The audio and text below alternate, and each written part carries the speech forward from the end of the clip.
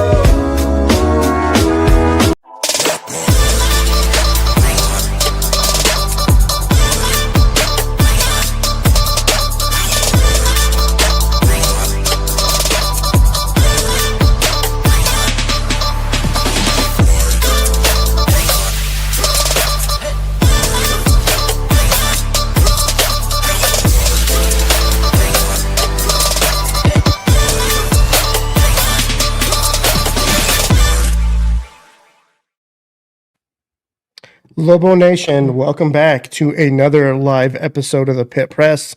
Tonight, I'm your host, Eric Moltzen, co-owner, and as you can see on the screen, we've got a few guests on with us. Got a loaded show for you. We will get to the Fresno State recap. Ed Nunez, the one and only Ed Nunez, will join us a little bit later, probably closer to the 9 o'clock Mountain Time hour to break down the Fresno State game. But without further ado, we got some bracketology talk. Special guest from 801 Bracketology, Mr. Sam Hadfield, is kind enough to join us on tonight's episode to give us some bracketology talk, break down the Mountain West, and kind of look at UNM's resume as it kind of lines up with the rest of the country and just see what the potential looks like as we kind of maybe turn the corner coming down the stretch, the halfway point through the Mountain West play. So before we jump into things, I want to thank some of our sponsors, Affordable Solar, Neil, they've been with us from the very beginning, Southwest Spray Foam up in Santa Fe, and Capital Ford, Zach Brandt. We appreciate our sponsors. But Nick, you were at the game last night, man. I know we'll get into the Fresno State talk a little bit later. How you doing tonight, man? How you living? Doing well, man. Doing well. Yeah, the game last night, really rough, ugly ending. I know Lobo Nation wasn't satisfied with it. Coach Olin and the rest of the team was not either. But we move on, man. We look ahead to Nevada, a big game for Lobo basketball on Saturday in the Pit. But excited to be with Sam Hadfield and talk a little bracketology. Yeah, sure. And let's get into it, man.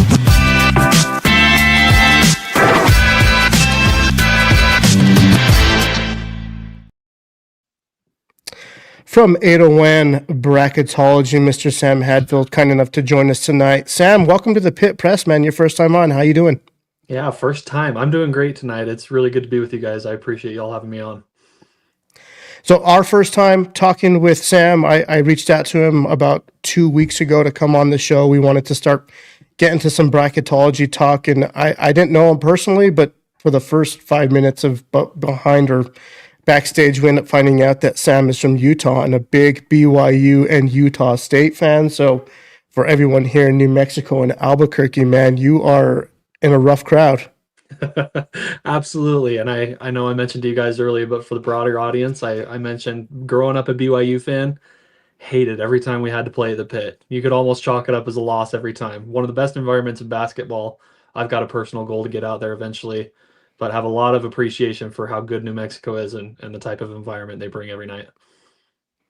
Yeah, we love it, man. And we're having a good season. And likewise, Utah State is having a really good season. And there's a lot of news and just BYU with the amount of NIL that they spend on their roster. There's a lot going on in Provo too. So why don't you go ahead and just kind of break down, you've been doing bracketology and your your formula. How long you been doing this for? Yeah, so I got my start in the COVID season, actually, in 2020. And if you'll remember the COVID season, it was a season that BYU was really good, had three really strong seniors. They were projecting at about a 5 seed. And during that kind of that winter, I was constantly looking at updates like, where's Joe Lenardi got them? Where does Jerry Palm have them? And the more I was looking, the more I was like, I think I could do this. And so I started to kind of figure out what went into it, all the different metrics that go into it, how it bakes together. And it was a lot more complicated than I thought it would be, but that's kind of how I got my start. And then, of course, just for the tournament to be canceled that year was a bummer. But I've continued ever since and have done this for about 6 years now, and it's just an absolute pleasure. The community is awesome. Great group of people that I've gotten to know, including you guys from this. So it's a pleasure to be a part of. Yeah, well, we're glad you were able to join us on such short notice. But I mean, just generally speaking, without looking at any of the numbers, you're a Utah State fan. I mean, what's your outlook for the Mountain West this season? Obviously, we have a new member in GCU who knocked off Utah State. They won big last night against San Diego State. But it's again, man, it's must-watch TV. There's a lot of competitive games. But what's your impression been of the Mountain West play so far? Yeah, the Mountain West, it's a little bit of a down year for the Mountain West compared to the past couple of years, where I know a couple seasons ago we had 6 bids in the Mountain West, and they're regularly sitting at about 3 or 4 bids. This year is a little bit down from there.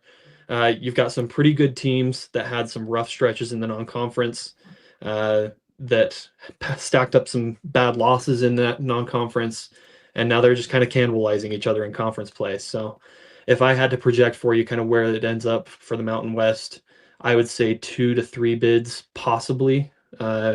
It could absolutely, if the cannibalization continues, just be a 1-bid league, which would be ultra rare for the Mountain West.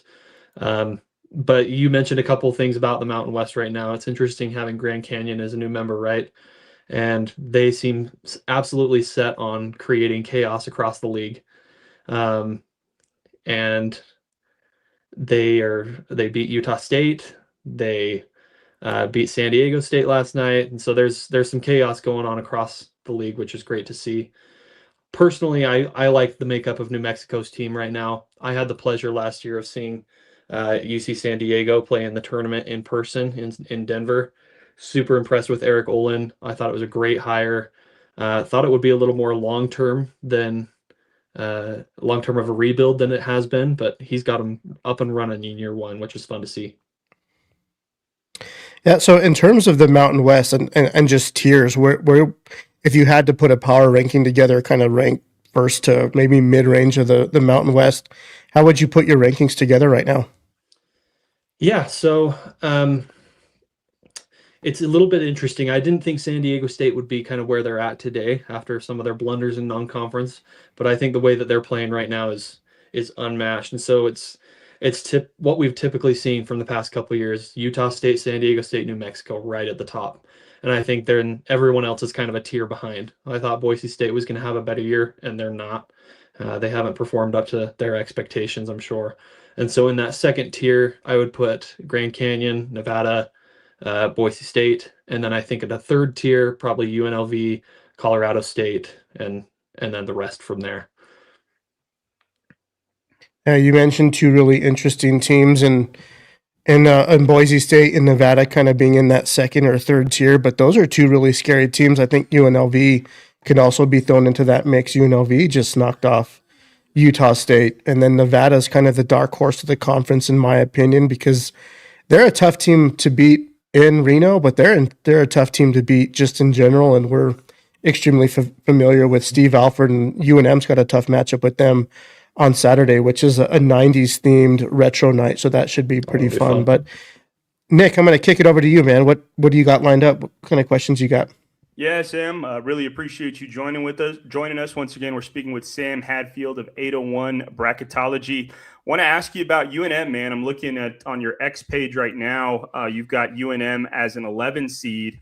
What do you think about the Lobos' chances to get an at-large bid in the NCAA tournament? You know, I think 11 seed right now, it's a little bit iffy, right? So they could go one way or the other depending on their next handful of games. But I think they've got a pretty strong resume right now in comparison with some of those other bubble teams.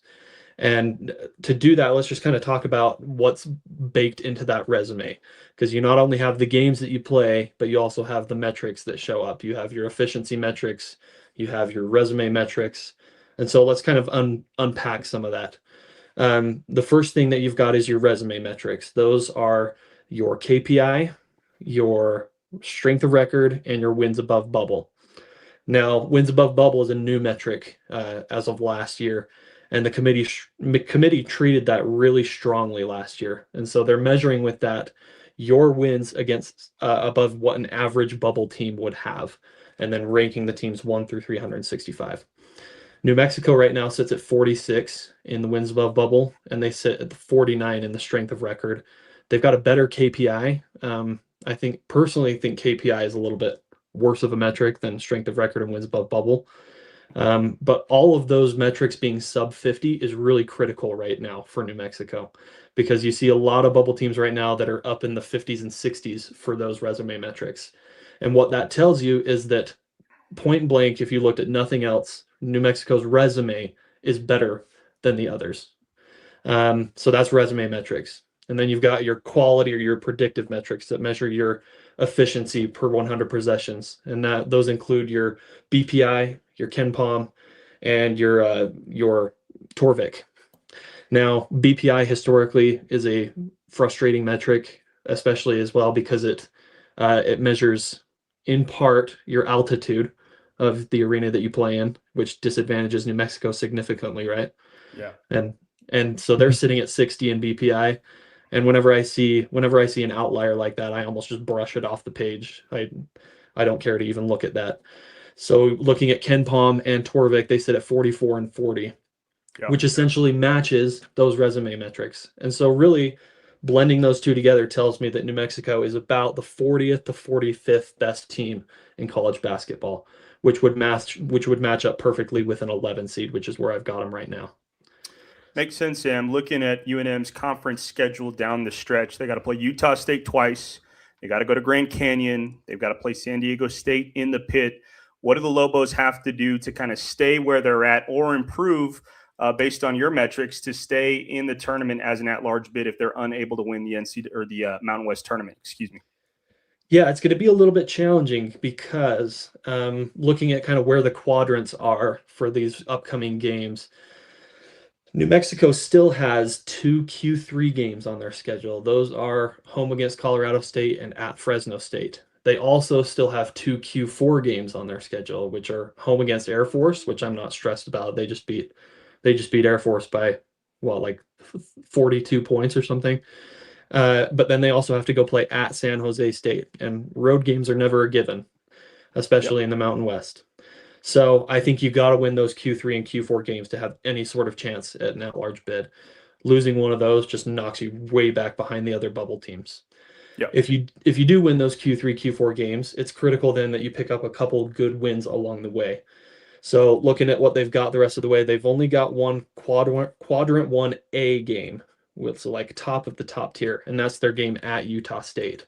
That would be an amazing win and would almost cement them as a bubble team for sure, and then decide one way or the other if they make it or not.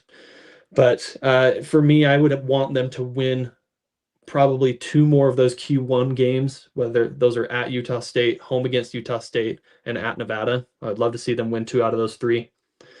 And then win a couple of those quadrant 2 games. Those are home against San Diego State, at Grand Canyon, home against Nevada, home against Boise State, and at UNLV. One more question for me, Sam, then I'll kick it back to Eric. But, you're in the state of Utah. You mentioned you follow the Utah college basketball programs pretty closely. It's been a tough week for Aggie fans, falling at Grand Canyon and then losing 86-76 to UNLV at home. Have the Aggies played themselves out of an at-large bid? It's been a frustrating week to watch some of those hoops. I don't think Utah State's played their way out of an at-large bid just yet. They still are sitting relatively pretty in the metrics, sitting at 26th in the net still. But their margin for error has significantly decreased. And so where they were sitting at about a 7 or 8 seed before those 2 losses, I bet they're sitting about a 10 seed right now. And we mentioned earlier, the Mountain West's chances in general of becoming a multi-bid league have decreased significantly because of Utah State's performance in the past week, with, again, both Grand Canyon and UNLV set to create chaos across the league. So that's kind of where they sit right now. They're definitely not out of it, but they got to right the ship. Yeah. Eric? Yeah, looking at previous games or just like the resume that the Lobos already have, they played a really tough game against Nebraska, who currently sits at 8 in the net. I think they're 12 in Ken Palm, and they continue to climb. They're one of the few remaining undefeated teams in the country. And then they have a solid win over VCU at VCU, who currently sit at 56 in the net. But the one kind of blemish on UNM's record is the loss to the in rivalry New Mexico State. Now, when you look back at just overall history and where UNM sits currently, like how much do those games matter now? And I mean, obviously we want those teams to continue winning because it helps kind of bolster the overall metric, but how much does that factor in just kind of those teams as they continue to play the rest of their seasons? It matters a lot, and I'll tell you why.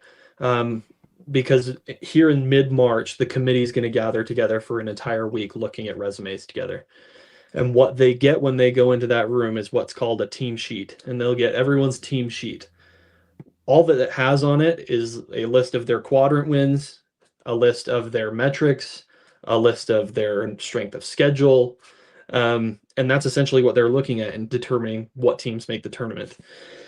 And I'm sure, as you guys know, and as I personally have experienced and feel, there's very little chance that those committee members are staying up until 11 p.m. at night to watch Mountain West basketball on weeknights. And so all they're going to have in front of them is a paper that says, yeah, they won these games, they lost these games. They're not watching the games. Not all of them, at least. And so it's absolutely critical that the teams you played also play well, so that they earn their way up and bump those wins up for you. Specific to New Mexico, that win at VCU, I think will do numbers for them. Commonly, what we'll see here towards the end of the season is other bubble teams that sit on the bubble but don't have great wins on the road against Q1 opponents. And that's going to be a big one for New Mexico, having that win. And so if I was a Lobo fan, I think I would be almost as big of a VCU fan right now. You guys should be watching those games every step of the way here for the remainder of the season, cheering on the Rams to try and boost their resume to keep you guys in a Q1 win there. As for New Mexico State, that's, like you said, the only blemish on the resume. I think that actually started as a Q4 loss originally, and it's bumped all the way up to Q2. New Mexico State's played relatively well. And so I don't think it's too big of a blemish. However, it is sitting about 10 spots above falling to a Q3. And so just as much as you were a VCU fan here, you also need to try and cheer for New Mexico State, which might feel weird. But you really don't want them to fall to Q3. Right now, the resume looks really good. It doesn't look like there's big blemishes, but if they were to fall to Q3, there would be a little bit of a difference there. Yeah, probably start paying a little bit closer attention to VCU and New Mexico State. But those other bubble teams that you were just referencing, right? Like there's only a select number of bids at large wise, right? Like we all know that if UNM makes a run in the tournament, they win the Mountain West, they're an automatic qualifier. But if they're not, what are the other teams that are kind of in that same metric, I guess, comparison that we should also watch for that maybe we would be cheering on to lose and kind of drop off so UNM kind of separates himself a little bit more? Yeah, that's a good question. And it's a little bit difficult because there's a lot of them right now, right? Teams will kind of play their way out the rest of the way. But teams that I would be specifically watching if I was a Lobo fan, Missouri is one. They're kind of teetering on in or out, and they've won a couple really good games against Florida and against Kentucky to open conference play. And so they're a bit of a threat to earn a bid and potentially knock New Mexico down. Stanford is another really good team that has been fun to watch, and I know they just lost a key player for the rest of the season, so it's a little up in the air how they'll perform the rest of the year. But they've been sitting on 4 quadrant 1 wins, and are a little bit of a danger to make the tournament themselves. So a couple others that I would say, Texas coming up here towards the end of the season. They've looked good at times, looked bad at others. I don't personally have them in at this point. I know a couple others did, at least before they lost to Texas A&M this past weekend. But I don't see them in just yet, but they would be a little bit of a threat. I would watch Ohio State as well. They're another team that doesn't have great wins on their resume, but doesn't have any blemishes. And so they're very similar to where New Mexico's at. And then a couple others, George Mason, and I would actually watch Miami, Ohio as well, for the sheer fact that, yes, Miami, Ohio is 20-0, but if they were to not win their conference tournament, where do they stack up in the line to potentially knock someone out of the tournament if they earn an at-large bid? Got it. I got one more question, then Nick, I'll let you take the next one. But you talked about UNM, or Nick mentioned that you have UNM right now kind of hovering around that 11 seed line. I've seen other brackets around, and yeah, that's kind of where they seem to fit, right in that 10 and 11. But most of those brackets kind of have UNM either on the bubble, kind of near that last four in, last four out. Is that where you would have them as well? Yeah, I've got them in the last four in right now. And I would have them playing against Stanford actually in a first round game in Dayton, Ohio, or I guess in a first four game in Dayton, Ohio. That would be an awesome matchup. That would be campus basketball. Yeah. Nick. Yeah, I'm going to show this comment from Wes Henderson and NM. Will the loss at Boise State hurt? Mountain West beating up each other, hurting the Mountain West. And, you know, Sam, we see this all the time. It's hard to win in the Mountain West Conference. Like you mentioned, even those quad 3 games, you can pick up a loss. And it almost seems like you lose that game and everybody just rushes to judgment. You're out of the tournament. You lost your at-large bid.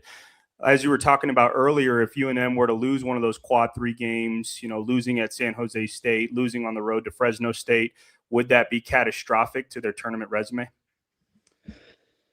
Yeah, that's a great question that individual posed. I don't think that the loss at Boise State's going to hurt New Mexico tremendously. But what I do see is Boise State's kind of teetering right now, right? They've lost a lot of games in a row. They don't look good at all.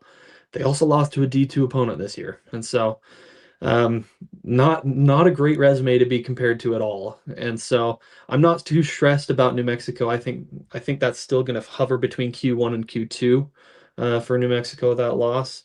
But if they were to lose against Fresno State or something along those lines, I think that would be a significant threat to their tournament chances. Yeah. Lobo fans have their sights set on Nevada. Nevada, a team that has improved this year under Steve Alford, doing some different things on the basketball court that are a little uncharacteristic of a Steve Alford team.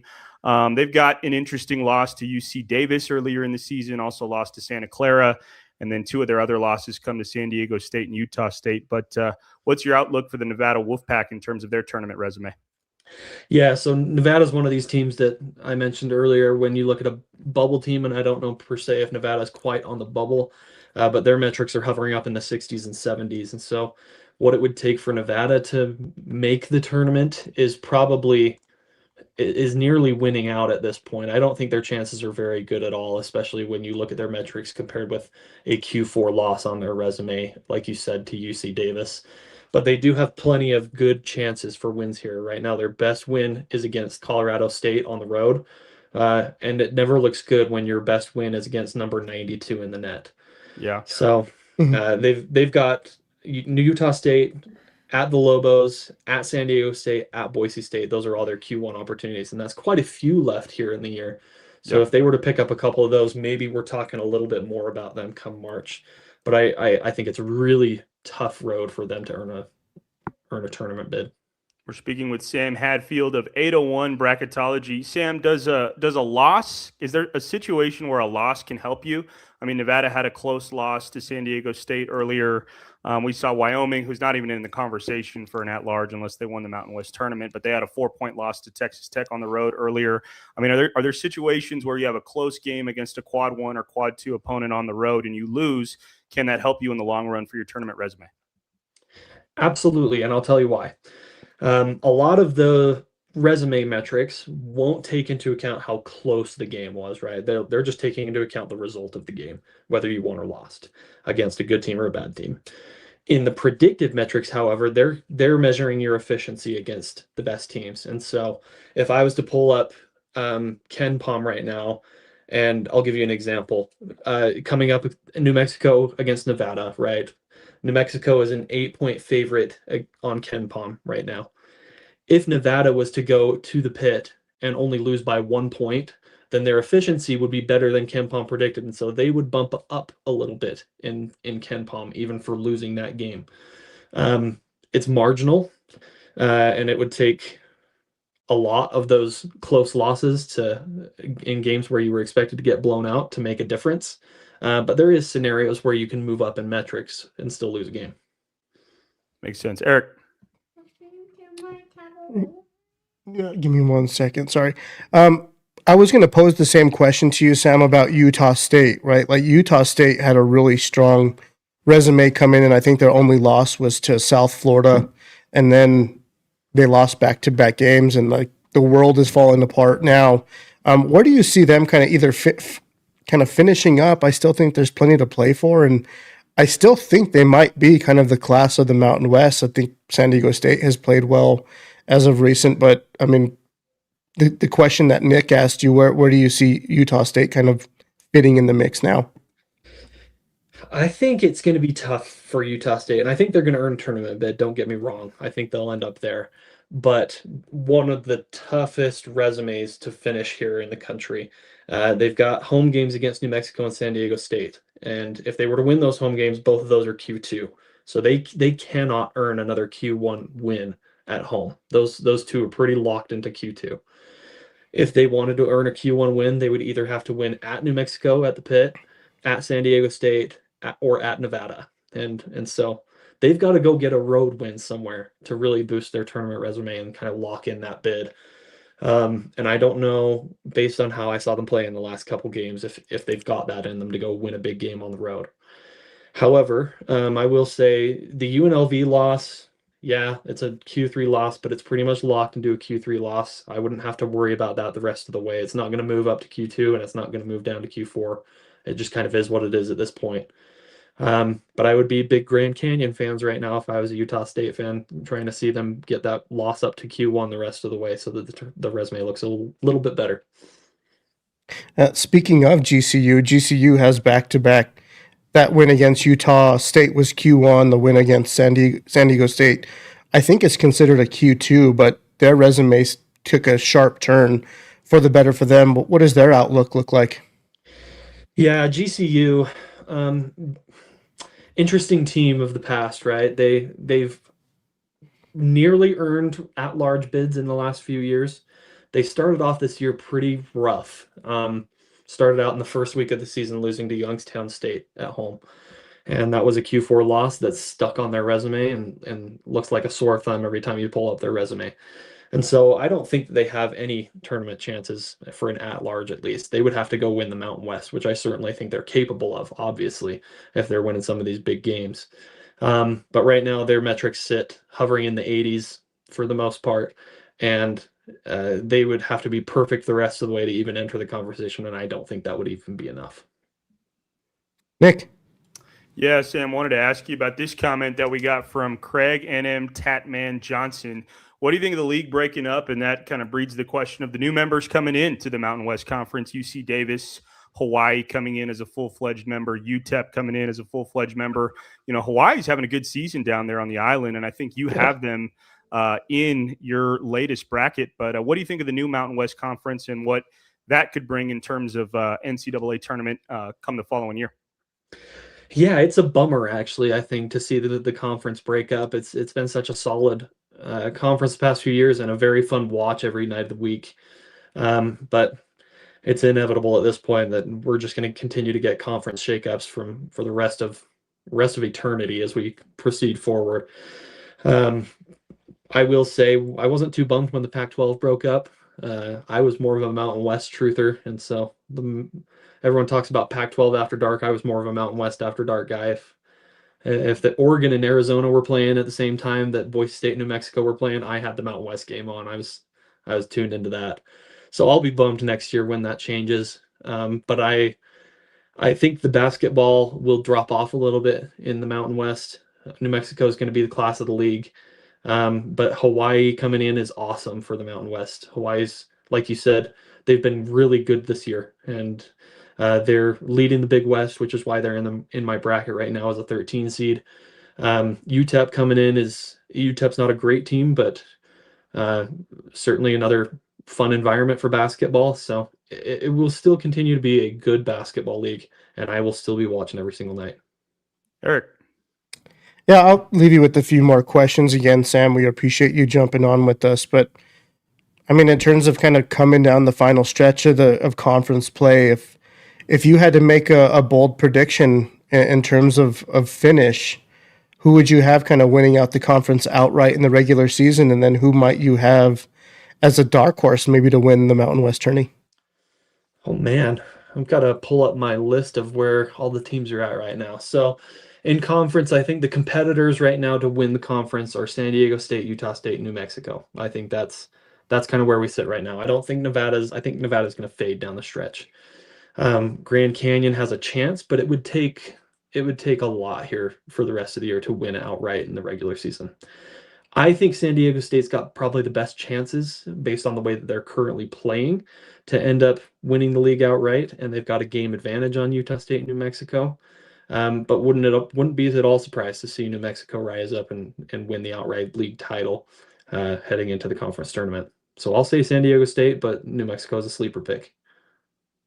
So we like to hear. Nick, I don't know if you have any final thoughts, but Sam, we're up on 30 minutes, man. I want to respect your time for spending 30 minutes with us tonight. But for anyone who doesn't follow 801 Bracketology, give him a follow. We tagged him in our Twitter post. I'm not sure if you have a podcast, or I know you've been on plenty of podcasts because I've listened to some of them, but where can our viewers, followers, listeners, where can they find you at? You can always find me at 801 Bracketology on X and /Twitter. I'm constantly watching basketball and posting stuff there, and it's fun to interact with fans. So please follow, like, comment, and I will always reply to you. We'll have good chats about ball. If you're ever interested, you can find me on the Bracket Matrix as well. I'm sure most people are familiar with bracketmatrix.com at this point, where I sit 22nd ranked among all of the bracketologists that do this across the country. And there's about 300 plus of those bracketologists. So I rank pretty well. I watch a lot of basketball, and I love to interact with fans. So follow along. We appreciate you, man. We appreciate what you do. It takes a lot of time and effort. I don't think a lot of people really ever consider that piece of it. But Sam, 801 Bracketology, thanks again for joining us here in the Pit Press. Guys, we're going to take a quick commercial break, and we'll be joined after we get back by Ed Nunez and Nick Nunez. Myself will break down the Fresno State win and talk a little bit more Lobo Hope. So you've been watching the Pit Press Live.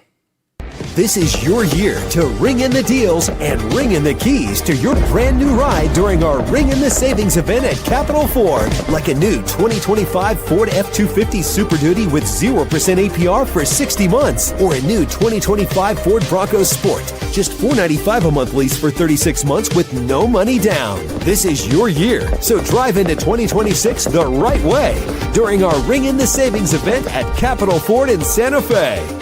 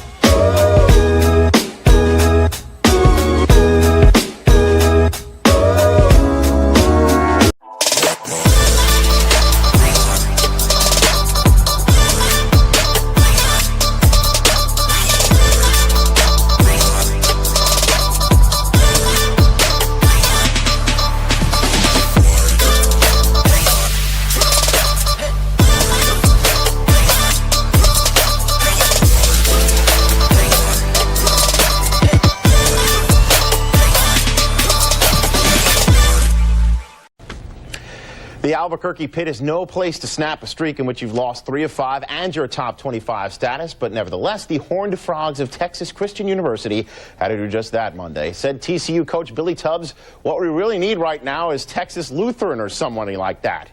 Well, with the NAIA Bulldogs getting ready for Tuesday's game at Houston Baptist University, TCU had to go ahead with the scheduled game at New Mexico.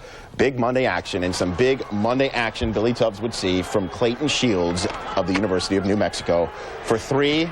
Then Shields, the follow-up jam. Now more Shields from outside. 3. It's good. Clayton Shields for 3. Clayton Shields for 3. Going to be still in the first half here. Clayton Shields for 3. 5 of 6 from three-point range in the first half. Billy Tubbs wondering where in the world is Texas Lutheran. Second half, different half, same old Clayton Shields story. His 6th three-pointer. Can we have his 7th three-pointer, please? We can. Now more Shields, the great catch and finish on the lob. More of the Clayton Shields Show, starring Clayton Shields. That's a three-pointer, ties a school record. Then he drives the lane for the monster jam. Goodness gracious, 34 points, 8 of 9 from Trey Land. New Mexico wins 98-77. That 8 of 9 from Trey Land is a school record for three-pointers made. Lobos have won their first 2 WAC games by 33 and 21 points. They're whacking the competition, if you will. Big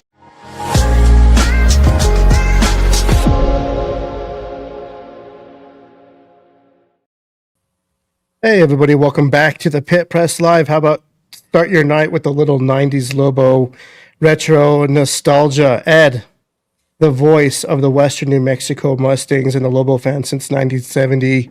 Welcome to the show tonight, man. How are you doing? Hey, it's I'm doing great, Eric and son. You guys did a great job. It's a great guest. But looking back on Clayton, God bless, how good was that dude, man? And being on with Kenny, I was on with him today, and we talk about that team, a lot. Clayton, Lamont, he had 27 that night. Spider, Royce, Kenny. And Kenny opened up so much on the outside for people, because they concentrate a lot of defensive energy on him. And, God, I can't understand how Clayton didn't go pro, man. I've got to be friends with him just a little bit, texting back and forth since he was on our Lobo Legends series. And just a really, really good dude, man. Really good guy. Yeah. Nick, you remember those Lobos in the early 90s, man. That's what we grew up on, and it is Retro Week, man. I want to get both of you guys' thoughts. I'm going to hand it over to you first, Nick, before we jump into this game. But, man, what do you think of the retro jerseys? Yeah, UNM Athletics has done a great job promoting the uniforms that UNM is going to wear on Saturday against Nevada. I think they're sweet, man, and it's not just the jerseys themselves, it's what UNM is doing to promote them. And let's see if we can pull up one of those tweets. I'll try to find one as the show goes on. But just the video work that's being done in the UNM athletic department. I know Matt Villarreal, an SPX grad, is a big part of it. Just the way that they're promoting this, it's being done the right way. I know on Saturday, a bunch of Lobos are going to be honored at halftime. The weather's supposed to be bad, but that hasn't deterred ticket sales. It looks like we're at least 12,000, and the goal is to get a sellout, man. So let's sell out the pit. Let's get there Saturday, come snow or not, get to the pit. Yeah, Ed, I want to get your thoughts on those retro jerseys, man. It's got to bring back some memories. What do you think? No, absolutely. Yeah, they really do. And I thought the place to win. Very good victory for New Mexico. In the paper that Ryan Berryman had to look back in his vaults for some of the 90s stuff that he had.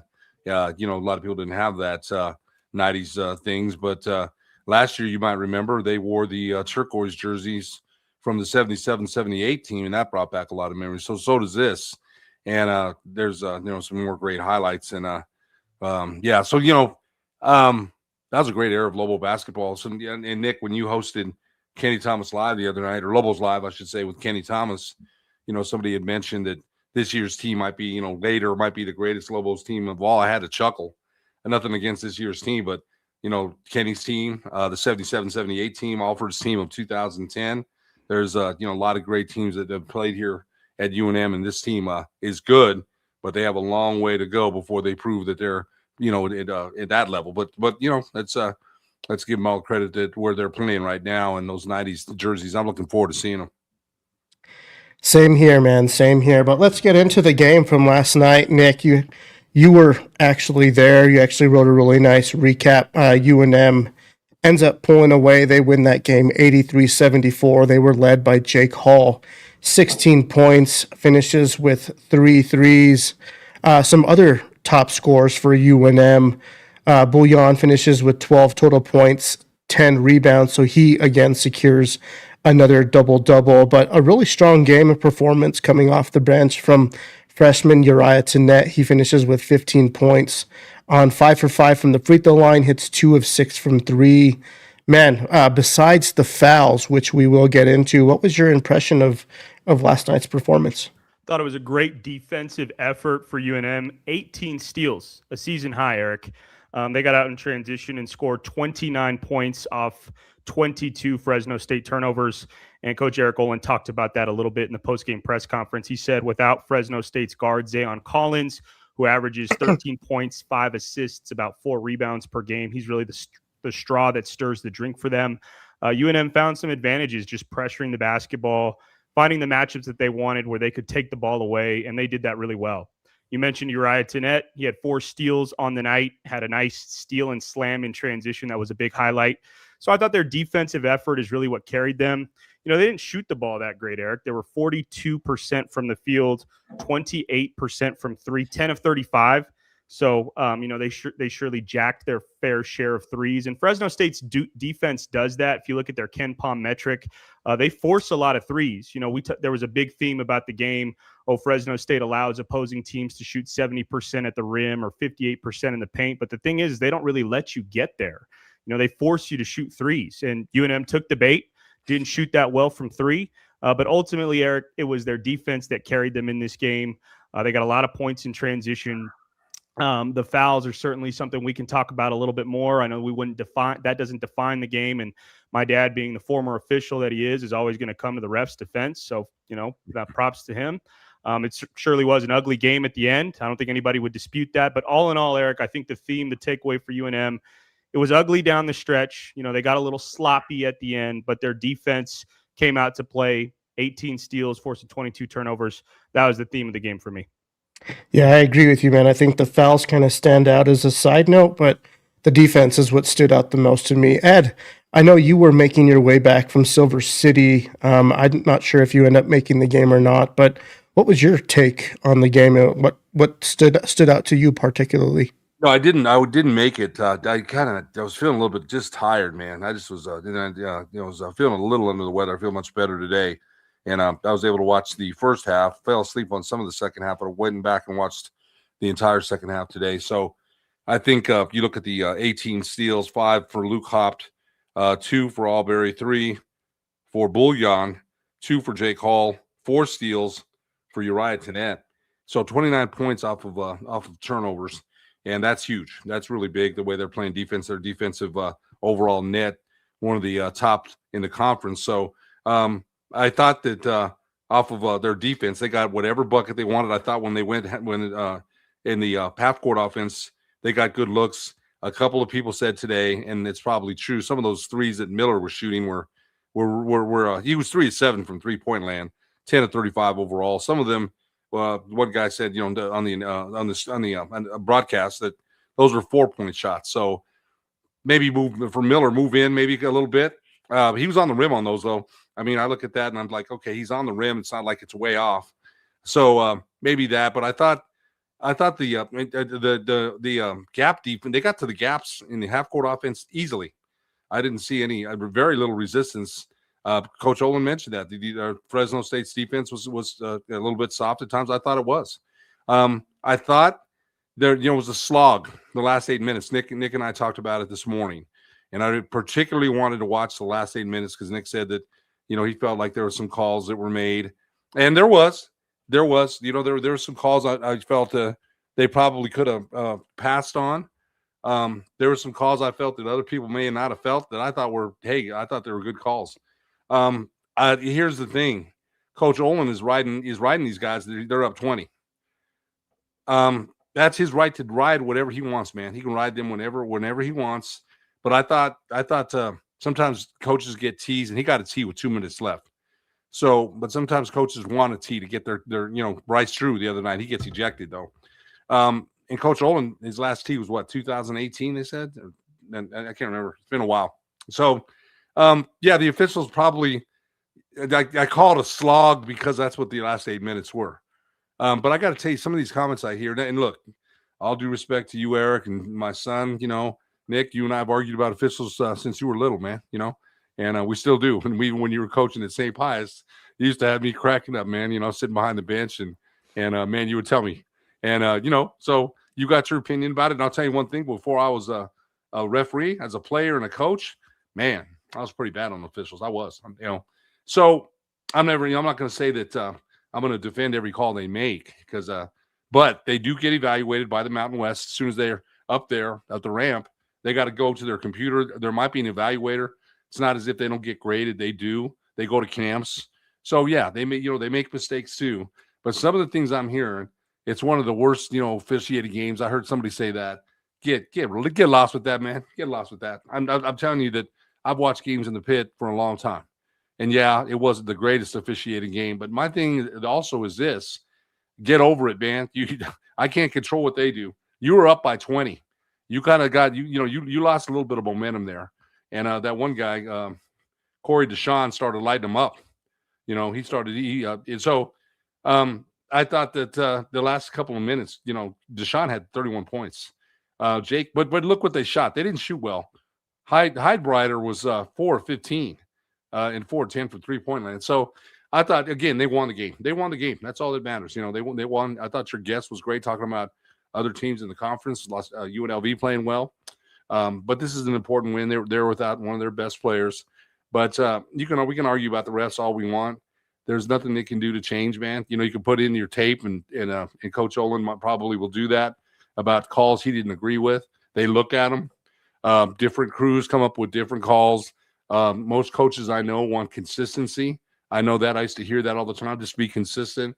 What they really mean, though, and I'm telling you the truth, is be consistent and give us calls. That's what they mean, man. Period. They want any edge they can get. That's the bottom line. So, but you know what? They won the game. I thought there was some really good performances. Jake Hall continues to surprise me with the variety of shots he's shooting now. One-legged fadeaways, twisting and turning on jumpers. That shot fake is one of the best in the Mountain West Conference. So it's a win, and get ready for UNLV on Saturday. Yeah, well, speaking of Jake Hall's 16-point performance, made 3 threes on the night. He is where is it? Sorry, guys, I had some stuff here. We have a new promo going from Southwest Spray Foam. Make it rain. Shooter of the game. Jake Hall made 3 threes on the night. So here's to that. Thank you to the Seguras over at Southwest Spray Foam for making that happen. But Nick, I want to hand this next question over to you because I do want to talk about.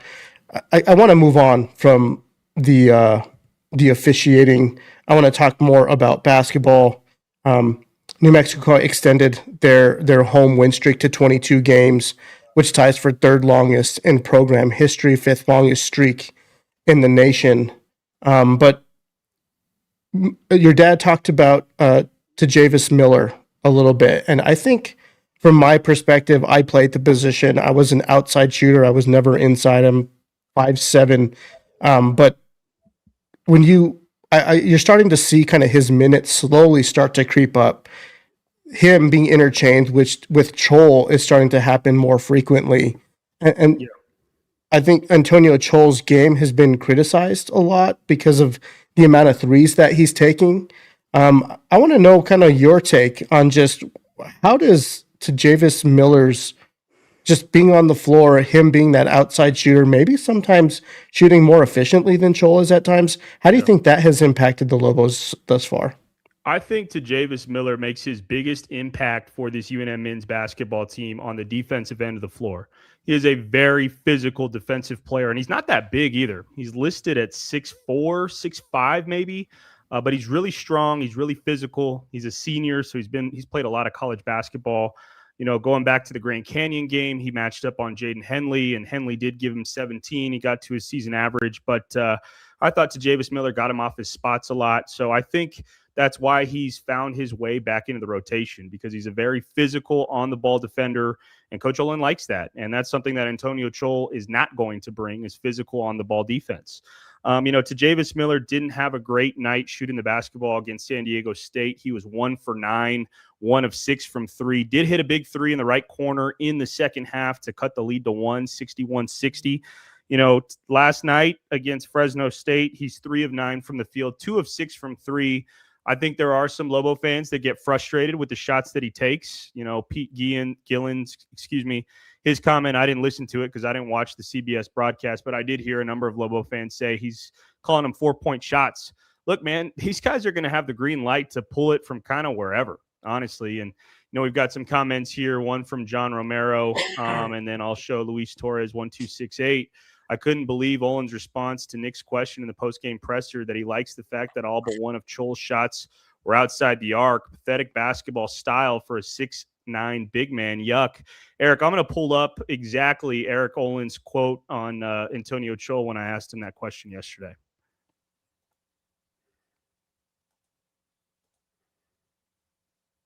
With him about, you can give us a little bit more offensively than just shooting from the three-point line? No, we want him shooting those shots. I like his shot profile. If he continues to get them, we want him to keep shooting them. He's a high volume 3-point shooter who can do it at an efficient level. So he's playing exactly the way we want him to play. We're really pleased with how he's playing and his shot selection. There you have it right there, man. I mean, I don't think it's going to change. I don't think we got it from the horse's mouth. Lobo fans, I think we got to just lay off Chol. He's going to shoot threes. He's got Coach Olin's endorsement. Dad, you mentioned this at the beginning of the year. Maybe it was against UT Arlington that Chol had a really nice game going to the basket a couple times early in the season, but we just haven't really seen him do that. It's not part of his game. Once he catches that ball on the perimeter, he's letting it fly. And Eric, that's a great stat. That comes from Steve Kirkland, UNM SID. Antonio Chol remains the only player in the Mountain West to make a 3 in every game this season. I think that's big. But hopefully Chol can bring them more on the defensive end of the floor. We've seen games this season where he's had 5 to 7 rebounds. I think in the MTE, the Hall of Fame Classic, either against Nebraska or Mississippi State, he was in that 5 to 7 rebound category. If he can give them some rebounding, some block shots, and is not a liability out there defensively, I think he can stay on the floor, and he's a big part of this team. But back to your question about Tejavis Miller, Eric, just kind of rounding it out. Yeah, physical defender. There's been games where he shot the ball really well against UC Riverside. He was in double figures earlier this season. I think he's going to continue to be part of the rotation. Ed, I want to get your take. Think about it. Tejavis Miller was out of the rotation a couple of games ago. Now he's found a spot. There was actually Milos Vicencic sighting last night. He got some time. So I think my son is right about that. Tejavis Miller is going to be in there. And, some of those threes, like I said, they were long. They caromed out longer shots. They bounce out longer. But I'm thinking to myself, hey, they look right on the rim. Their back iron misses, and you just got to adjust your shot a little bit when they hit the back iron. But they're right there. So I think he's giving them a lot of energy, good energy off the bench. He's played very well.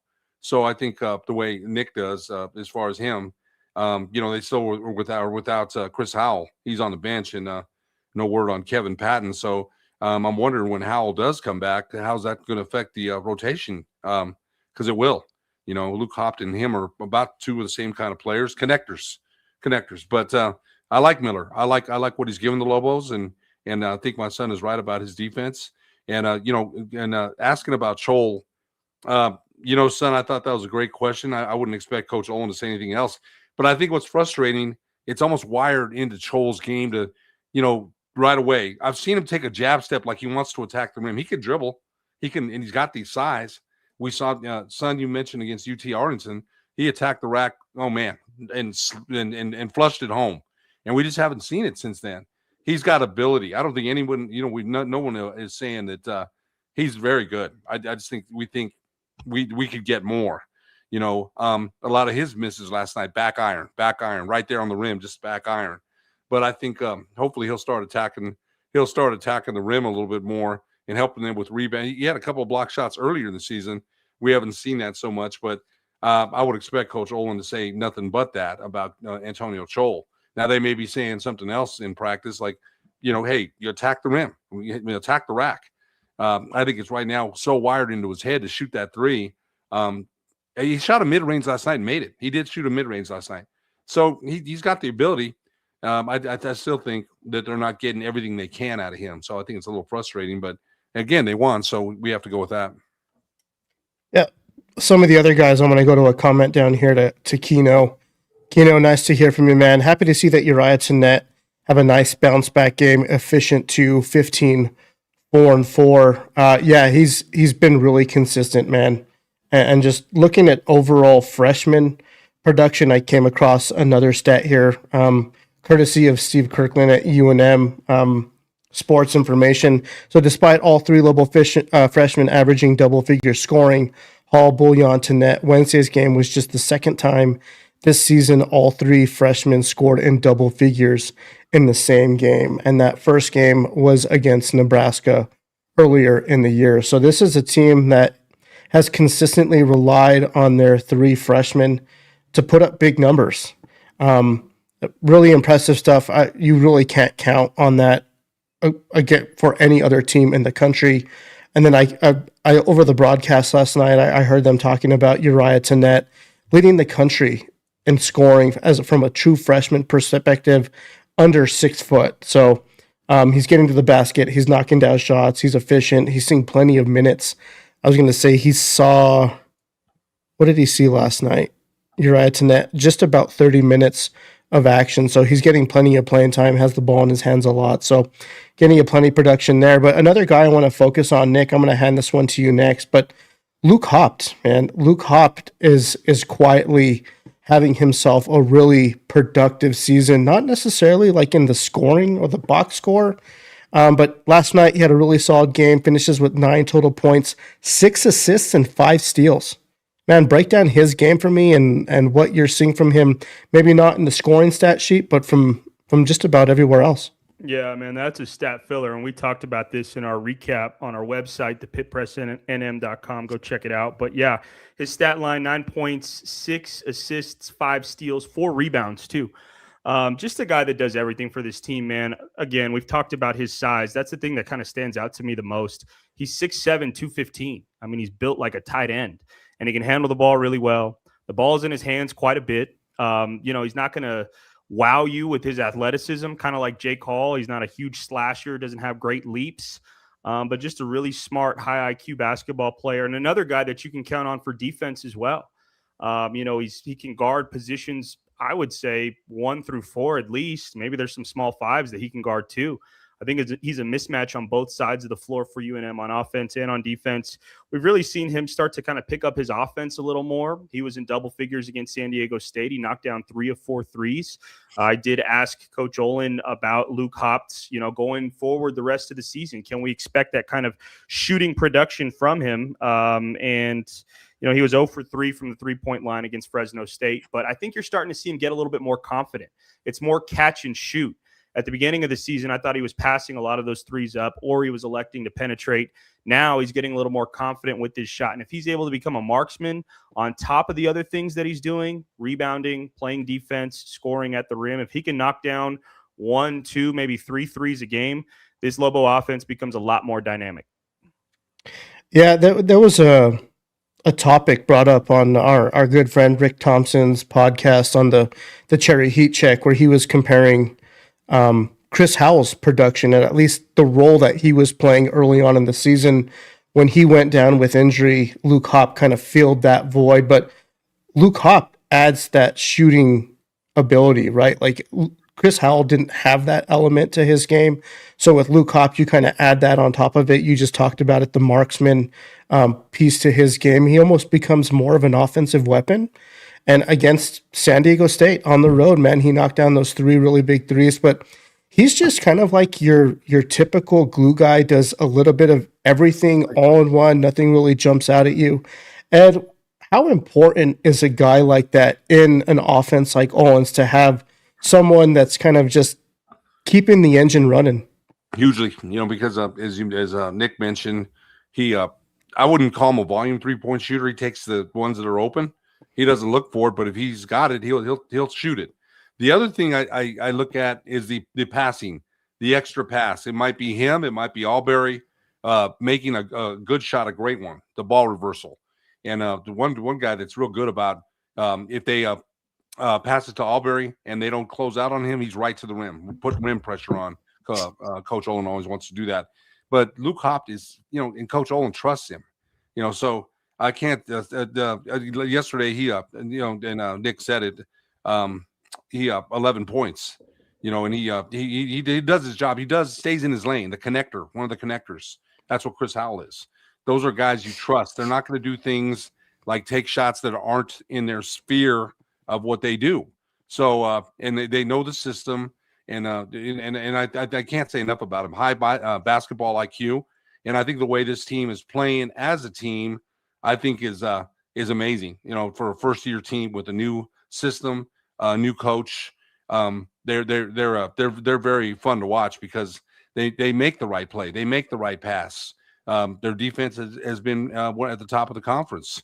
So yeah, that guy is really an important player. To UNM's success. I mean, he's not, like Nick said, doesn't wow you. He's just solid. He's solid and makes good decisions, and he's a guy you can count on. Yeah, Nick? Yeah, we'll just kind of switch gears and talk about UNM's upcoming game against Nevada. Once again, it's Retro Night in the Pit, 6 p.m. tip-off. It's on FS1. But if you don't have a ticket and you want to get to the game, there's still tickets available. I know the weather's supposed to be bad on Saturday night. Unless it's a blizzard, I'd say you get out there and get to the pit. But looking at Nevada, we're going to have a preview from Mark Smith, a.k.a. Tiki.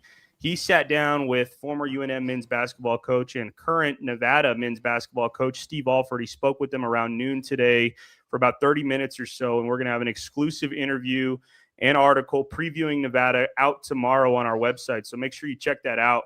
A quick rundown of the Wolfpack this season. They are number 40, they're number 65 in the net, 63 in the Ken Palm, 14-5 on the season, 6-2 in conference play. They're neck and neck with the Lobos right now. So this is a big game.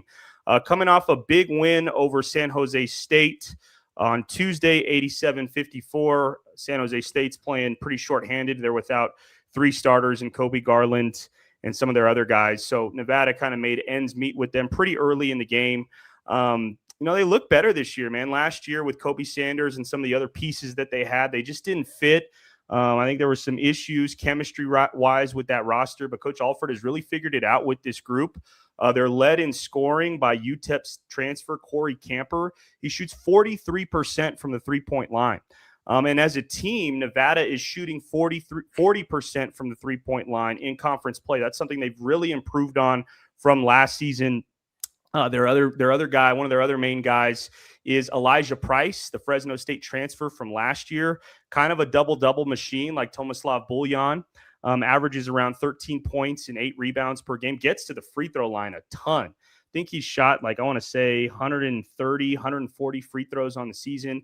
And that's something that Nevada is pretty good at. If you look at their Ken Palm profile, they're 10th in the country in free throw attempts per game. So that's pretty good. They're also pretty good at turnover percentage offensively. They're 16th in the country, so they don't turn the ball over a lot.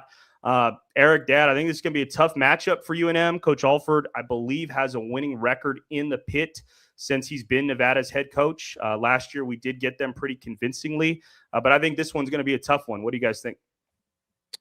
Yeah, Nick, I think you mentioned a lot of tough guys there. They are going to be a tough matchup. They're athletic. One guy that you didn't really touch on was Comer.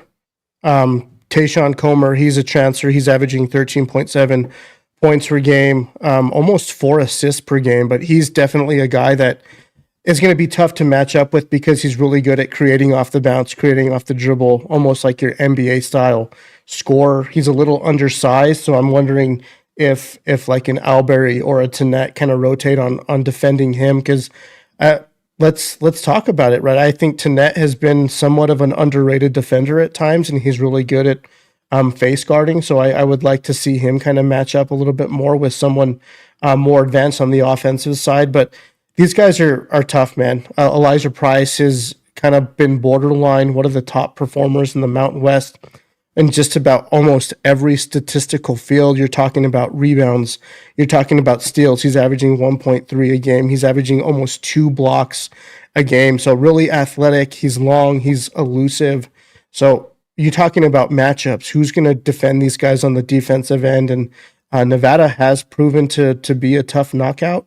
I don't think that they've won a lot of the games that they probably should have won, but they're going to be a tough out, man. And it's always an exciting game at the Pit when Alfred returns. And, the Pit's going to be fired up, especially with the retro night. But I think Nevada poses more of a threat than a lot of people are talking about. And I've been talking about it for most of the season, right? I feel like this Nevada team could be a dark horse in the Mountain West because they're loaded with talent. They just haven't clicked on all cylinders yet. And no one's really paying close attention to them, paying as close attention to them as they probably should. But Ed, I know that you've got your own opinions on Alfred, but what are you looking forward to most on Saturday? I think just seeing Alfred match wits with Eric Olin and Craig Neal, that's a little sidebar that I'm looking forward to. I haven't seen a lot of Nevada. I've got to go by and what you guys have said, and the scouting report you both put forth is really good. But I think that's something that the New Mexico, anytime Alfred comes in here or Neal comes in here, I know they let Alfred have it the first couple of years. I think some of that has kind of waned a little bit as far as but we'll see though. I think with the weather being what it might be on Saturday, we'll see how many people show up. But I think that's you mentioned the New Mexico needs to keep winning at home, protect home court. Your guest was talking about the bracketology, and UNLV has been playing well lately. Grand Canyon beat San Diego State on a very tough call last night. I don't know if you guys saw that game or not, but that was a very tough. I'll say that was a very tough call. Jordan Bird, you could say he got 80% ball man on that call. I think anytime Steve Alford comes in here, and you mentioned, both of you mentioned some of the athletes they have. New Mexico's defense has figured out, except against Nebraska, they got kicked pretty good. Other than that, they've been the games that they've lost, and people keep mentioning that New Mexico State loss. I heard you guys talk about that, and it might hurt UNM later. But other than that, they've been other games that they haven't lost too many games. At San Diego State, they had a chance to win last possession game. So it should be a great game on Saturday. And, of course, the side story with Steve Alford Noodles coming back. I think that's always high drama at the Pit, man. Looking forward to it. Yeah, but you got to be optimistic here too, right, Nick? I'm going to throw this one over to you. Just based off of how UNM has been playing recently, right, leading with their defense, they're getting a balanced scoring attack. It could be any guy, any night. You get a healthy dose of Bouillon. You get a healthy dose of Jake Hall. You got some other guys contributing, guys that you don't necessarily expect, but you got guys kind of chipping in 10, 15 points a game that you don't really count on. And you can throw some of those games out the door, man. Like New Mexico State loss, obviously that's a big blemish. We talked about it with Sam at 801 Bracketology, but that was early in the season. These guys hadn't been playing together that long. I still think they were kind of figuring out their tendencies, kind of figuring out what the chemistry looked like. And the loss against Nevada, let's be real there, man. They had them to a 4-point game with about 3 or 4 minutes left. They're number 8 right now, net ranking. I think they're 12 in Ken Palm. They're one of the last remaining undefeated teams in the country. And they went down to the wire with those guys. I know it was early in the season, but they went down and they stormed back. And you could say the same at San Diego State. They were down big, 15 points. They climbed all the way back and made it a game. And you could argue that UNM had that game and had it snatched from their grips at the last minute there. So, I mean, you have to be optimistic with where this team is because I don't think they've reached their fully potential yet. I agree with that, Eric. And I mean, if you look at their games, really, even that Boise State loss, they haven't had like a game where you're like, God, we just played awful. Yes, they shot bad against Boise State. I thought defensively they were pretty good. Boise State's shooting percentage, if you go back and look at it, was pretty bad in that game. So their defense played good enough to win. Against San Diego State, they had a really ugly end to the first half. San Diego State goes on that 12-0 run, kind of down the stretch. So they've played bad in spots during games, but there hasn't been a clunker game where it's just like, oh my God, what are we doing? You think back to Richard Pitino, the Air Force lost at home 2 years ago. That's a bad game. That's a performance where you just go out there and you stink it up. We haven't had one of those games where we've gone out there and just stunk it up. Eric, you talked about the balanced scoring. I think Eric Olin's offense is designed to do that, the way that the ball moves. It's all dribble penetration, three-point shooting, and dunks at the rim for Tomislav Buljan. That's going to open things up offensively for a lot of different guys. And when UNM's defense is playing as good as it did against Fresno State, forcing 22 turnovers, getting 29 points off turnovers, there's going to be opportunities for guys to step up. I think they're going to have a game, down the stretch of conference play. It's going to happen where they're not going to play well. It's going to be an off night. They're not going to be shooting the ball well. Let's see how they respond. I liked their response at San Diego State. They were down 15 in the second half in a tough road environment, came back and took the lead and had a chance to win. I think they're going to be in those moments again down the stretch this season, and let's see how they respond, man. I expect this team to rise to the challenge, though, the way that they've been playing. Yeah, Ed, man, what do you think? I mean, how high does the optimism sit on your chart? You look at the conference games they played so far, and Nick's absolutely right. They had a chance at San Diego State. They foul Heidi, and he hits 2 free throws. But one of those San Diego State fans said it on the podcast last week. We were nervous about if he's going to make it or not. So 38% free throw shooter, he buried it. So I think in the way they play, Nick mentioned that Olin is got these guys connecting and clicking, and if their offense doesn't play well, their defense travels well. So there's been games they haven't shot the ball well at all, and they played well defensively. So they didn't shoot the ball lights out last night, but 29 points off of steals or so. I think have they reached their peak? What does Howell offer when he comes back? I think that's we haven't heard anything. Now he's another connector, but I don't. And are we going to get more out of Chol? Do we see that? There's Uriah Tenet has played very well as a freshman. Jake Hall has played very well. Have they reached their peak, or do they get better? Jake Hall is like I said. You look at him; he's not like Nick said about Luke Hopt. He's not athletic, but that shot fake, right? That shot fake. He's not as an 18-year-old freshman. He's robust. He's not weak. So those two have played well. Eric Olin, the coach, though, I think that needs to be said more than anything. What's his winning percentage since coaching at UCSD? His winning percentage is amazing, and he came over here and did that here with a whole new roster after the Lobos had won three straight years of 20 games, 20 wins in a row. And so people were probably thinking they're going to take a step back. They haven't, but they've got tests too, man. They've got more tests. And San Diego State was one. They're going to have some more tests starting Saturday. That's a big test here in the pit. Alford wants to come in here and win for sure. Let people know he's still relevant.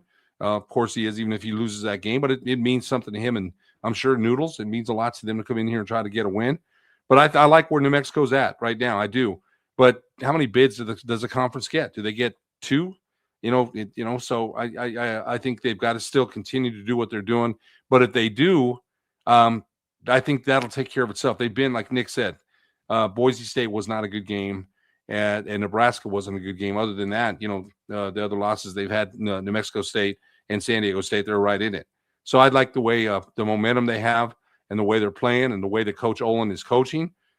So I think they have a very good chance to finish the season strong. Yeah, all good points, guys. And I was running a live poll on our YouTube channel regarding the topic with Chol and just the shot volume from the 3-point line, on if fans agreed with the amount of shots that he was taking from the 3-point line. I didn't get a ton of votes. We finished with 12, but the votes were 50-50 on yes, they do agree with Chol's shot volume, and some didn't agree with it. So I don't know, Nick, Ed, do you guys have any final thoughts before we wrap up tonight's show? I got one. It's a comment from John Romero, and it's interesting that Mark Smith was granted an interview with Alford. Alford used to get Major Harper with Tiki as beat writer back in the day, and that's funny because that's true. That's very true, man. You know, they had some squabbles back in the day. And I'm glad. You know what, though? That's exclusive with the Pit Press. I don't know if Grammer got it. You know, nothing against Jeff Grammer. That's us. That's what we do.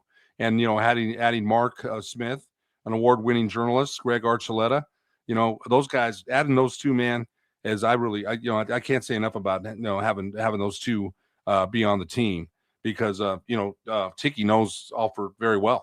And so that's exclusive for us. And I can't hype that enough.